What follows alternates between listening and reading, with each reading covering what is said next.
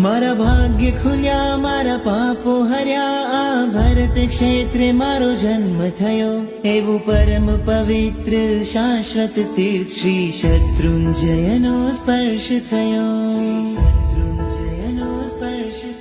જેના કણ કણમાં હર રજ કણમાં અનંતા જીવો તર્યા રે. જ્યાં વારે વારે આદિ પ્રભુએ પાવન પગલા કર્યા રે.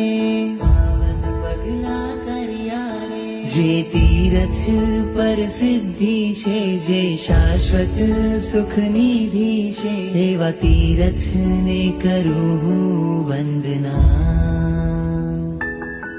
જેના શિખરે ઋષભજી છે, જેના તળિયે જય તળેટી છે, એવા તીરથને કરું હું વંદના.